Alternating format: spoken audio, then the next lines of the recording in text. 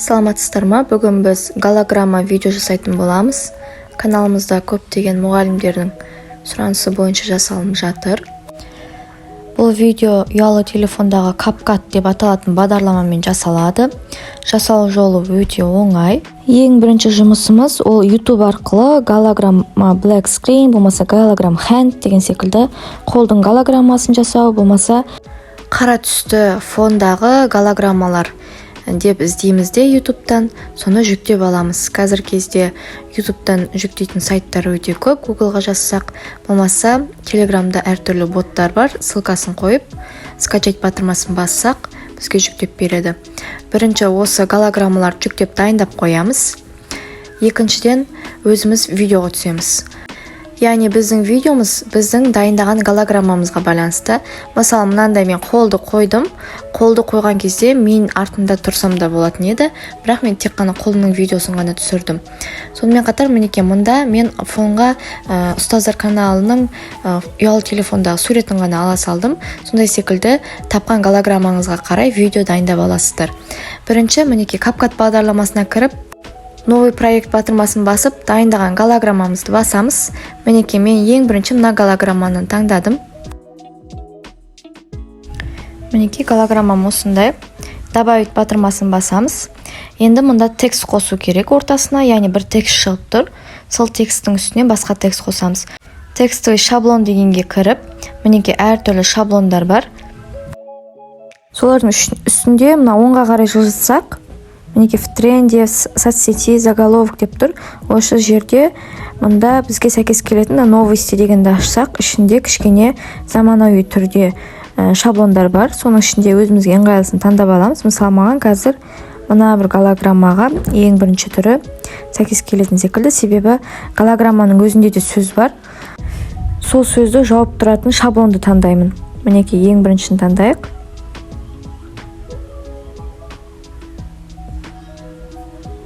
Неге қойылды. Мынау шетіндегі төртбұрышын басып, кішірейтіп, үлкейтіп аламыз.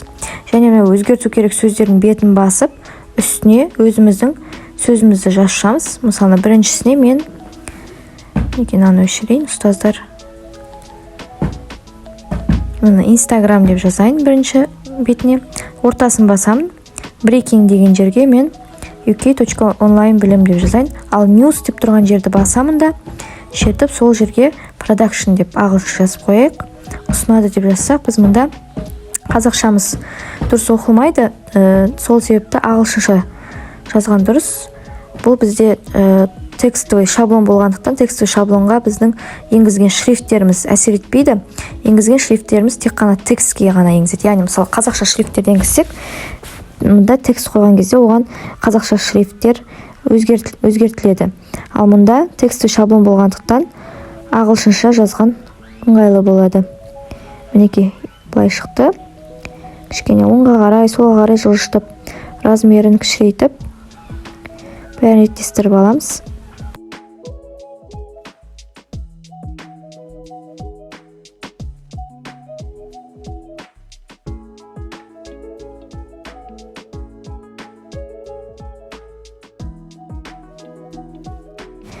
Мінекей қойылды. Мінекей кішкене сарыны басып, созсақ та болады, кішірейтсек те болады. Яғни бұл біздің голограммадағы сөзіне байланысты.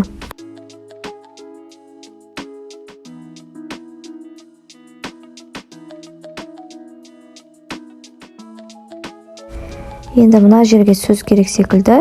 Мұнда бір сөз шығып тұр. Осы жерге ұстаздар каналы, заманауи құралы деп құралдар жинақтамасы дегендей қылып жазайық.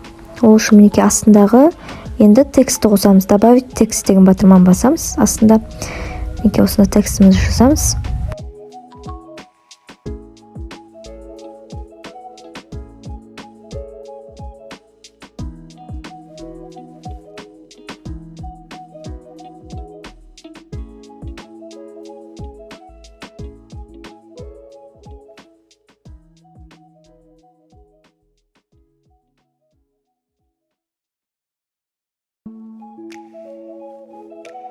Енді мінекей стиль дегенге кірсек, шрифт дегенге кірсек, мысалы добавить шрифт деген жерде мен қазақша шрифттер қосқан болатынмын. Қазақша шрифттің біреуін таңдаймын. Осы кішкене голограмманың дизайны сәйкес келетін шрифт таңдаймыз. Мінекей мұнда маған қазақша шрифттерім оқылып тұр. Жаңа бізде текстовый шаблон болғандықтан оқылмады.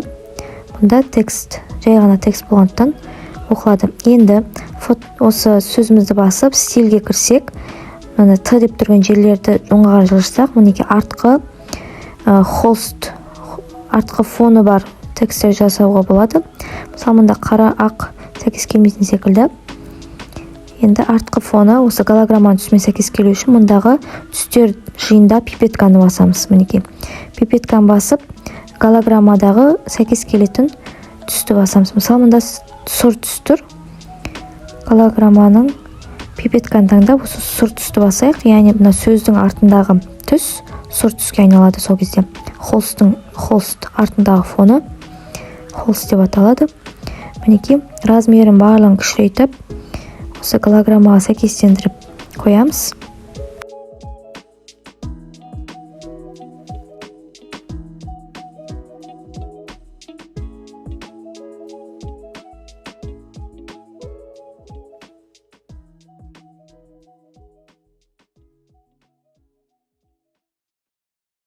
Енді мынау оранжевый ұстаздар каналы деген сөзді басып анимация кіреміз. Мінекей вводқа кіретін, яғни сөз шығатын кездегі анимация, вывод дегенге шығатын кездегі, және петля деген ол кірген мен шыққанның ортасындағы уақытта тұратын анимациясын қойып шығамыз сөзімізге сәйкес келетін. Мінекей астындағы стрелкаларды басу арқылы оның ұзақтықтарын, анимациясын ұзақтығында созып отырсақ болады. Мінекей выводқа таңдайын, біріншісі сәйкес келетін секілді.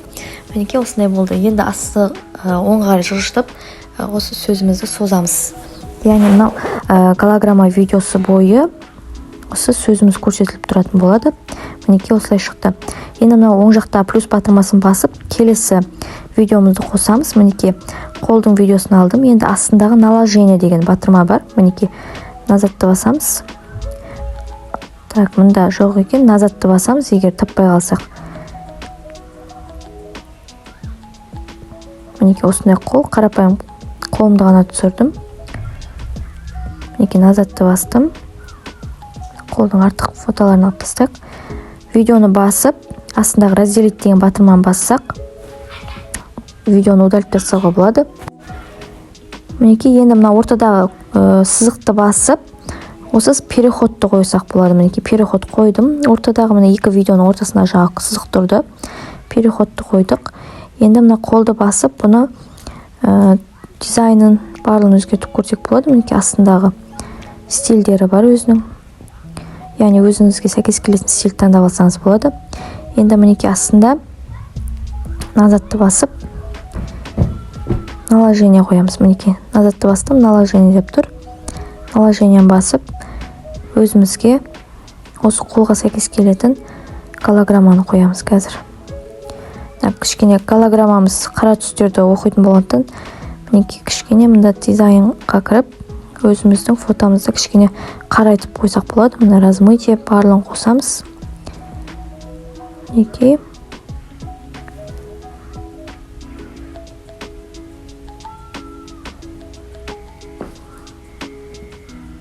кішкене қарайды қол. Енді наложениені басып, өзімізге сәйкес келетін жаңағы голограммамыз қоямыз. Қолды қойдым. Қолды қойғаннан кейін мінекей қолды басамыз. Мінекей қараңыздар, переходым былай болып тұр. Қолды шыққан жоқ, кішкене қолды басып тұрып, осы видеоны басып тұрып, солға қарай тартамыз. Сол кезде мынау астындағы наложение видеосы солға қарай жылжиды. Енді склейканы басамыз да, мінекей бірінші түрін бассам, осылай шығып тұр. Мінекей мынаны жылжытып алайық бірінші. Қайтадан қолды басамыз да, голограммамызды басып, склейкаға кіреміз. Яғни қай склейка сәйкес келеді осы қолымызға, соны таңдап қоямыз. Мінекей артындағы қолымыз қатты әппақ болып тұр. Сыртында голограммамыз кішкене ашық түс болып тұр. Енді керісінше видеоны басты видео кылып, голограмманы басты видео кылып, ал колду наложение жасап көрейик. Яғни осылай да көрсеңіздер болот. Мінекей склейканы басамыз. Ішінен сәйкес келетін түрін таңдаймыз. Осы склеивать етеміз осы екі видеоны. Мінекей мынау қатты ақ болып кетті. Мінекей кішкене көрінбейтіндей қылып, мына астыңғы бөліктен өзімізге сәйкес келетін. Мінекей высветление деген сәйкес келген секілді. Кішкене біздің голограммамыз әдемі көрінді. Осылай мінекей астындағы склейка деген батырманы басу арқылы екі видеоны бір-біріне біріктіреміз. Яғни қай склейка түрі сәйкес келеді, соны қойсақ болады. Мінекей осылай шықты.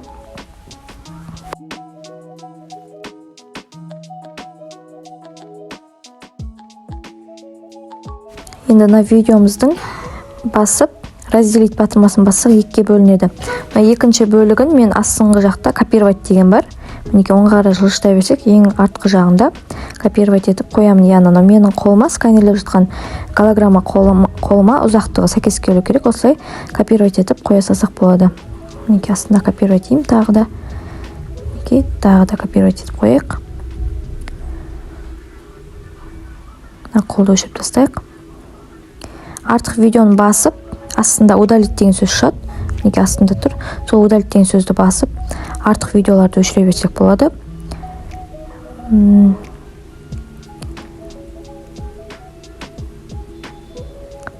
Мінекей тағы да копировать етіп қояйық. Бір тексеріп көрейік жұмысымызды. Мінекей былай өтті. Қолымыз шықты. Мінекей қолды кішкене мында қарай шығышту керек секілді. Мінекей ортадағы переходты да өзгерту керек екен. Яғни переходын барлығын өзіміздің таңдаған голограммамызға сәйкес таңдаймыз. Мінекей осылай шықты.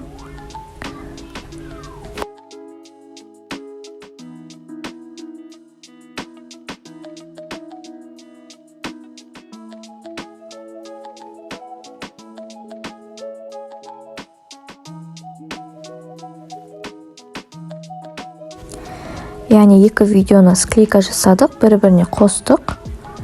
Мұнда енді добавить текст деп, мұнда қолдың шеттеріне әртүрлі тексттер жасайық. Мысалы, біз бонустар деп жасайық.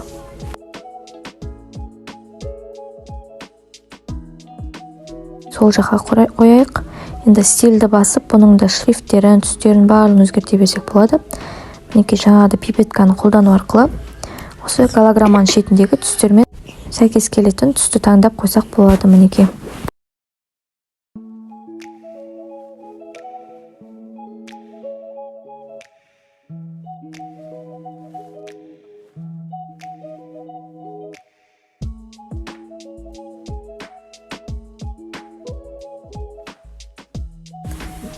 Мінекей мұнда ақшыл түс сәйкес келетін секілді. Енді анимация кіріп, бонустар деген сөзді басып, анимация таңдаймыз. Кірген кезде, шыққан кезде және петлясын таңдап шығамыз анимацияларын. Мінекей әртүрлі ішіне өздеріңізге қалаған анимация таңдасаңыздар болады.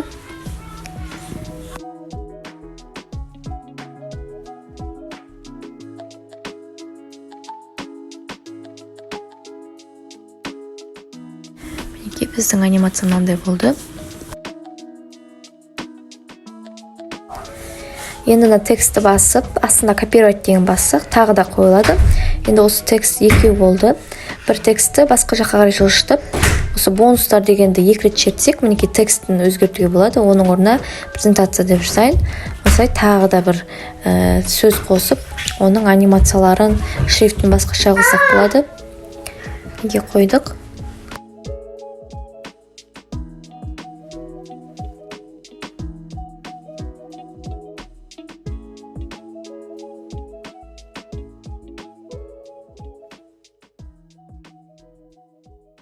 Мінекей мұнда анимация түрін өзгертейік, шамалы размерін барлығын өзгертіп аламыз.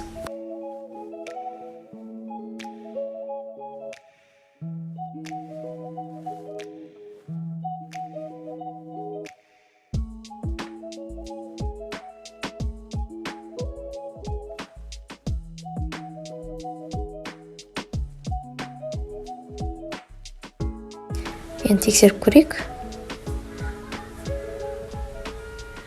Осылай презентациялар және бонустар деген сөз шықты. Тағы да копировать етіп, тағы да сөз қоссақ болады.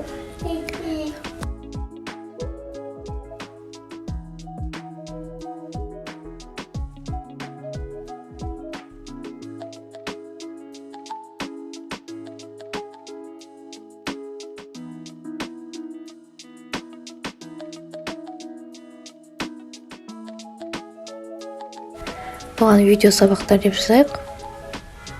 Бұның да жаңағыдай жасағанымыздай анимациясын барлығын өзгеріп шықсақ болады.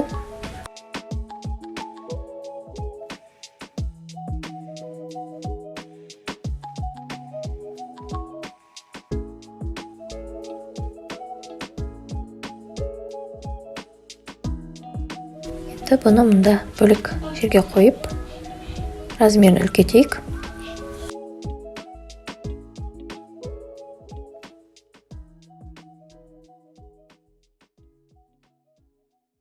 Мінекей осындай болды.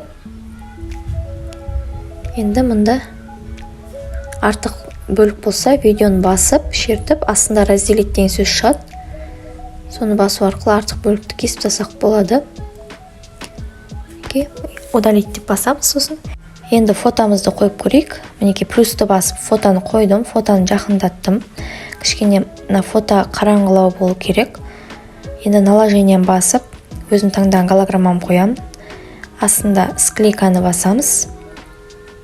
Мінекей склейканты түрлері бар. Өзімізге сәйкес келетін склейкан түрін таңдаймыз. Мінекей артқы фон темный қараңғылау болса, өзіміздің осы голограммамызда әдемі түседі. Қараңыздаршы, қара түсті ноутбуктың үстіне, мынау голограмма әдемі түсті. Мінекей енді ортадағы переходты да өзгертеміз. Мінекей сызықты бассақ, переходтың түрлері шығады. Өзімізге сәйкес келетін переходты секундына дейін өзгерте аламыз астында. Мінекей.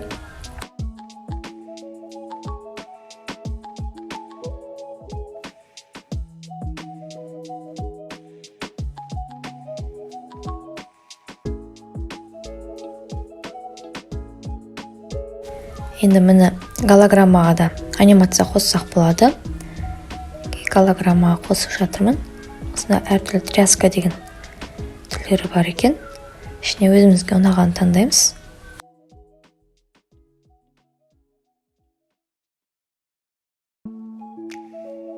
Мына суретті басып, оң жағында стрелканы басып, оң қарай соссақ созылады. Енді фильтрге кіріп, кішкене бұның да түстерін барлығын өзгеріп шықсақ болады. Кішкене қараңғылау түстер таңдап шығайын.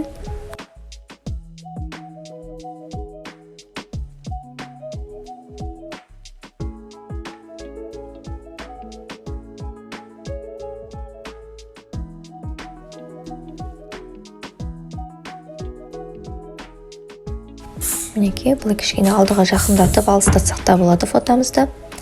Тексеріп көрейік. Мінекей, енді фотомызды шертіп, жақындатып алыстатсақ болады. Енді фотомызды басып, бұны ұзартайық. Голограмманың ұзақтығымен сәйкестендіріп, фотомызды созамыз. Мінекей, кішірейтіп, ұзартып жасауымызға болады. Мінекей, осындай болды. Тексеріп көрейік тағы да.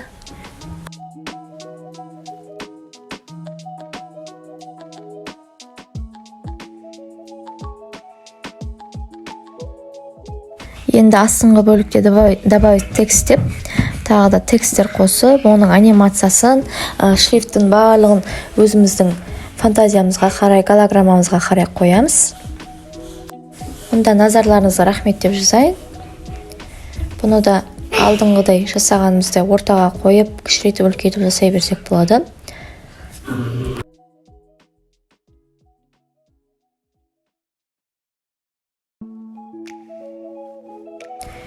Мінекей болды.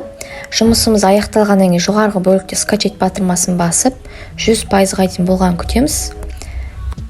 Сосын жұмысымыз біздің галереямызда автоматты түрде сақталады. Мінекей осылайша ұялы телефон арқылы тез әрі оңай жылдам түрде осындай голограммалы видео жасауға болады. Назарларыңызға рахмет.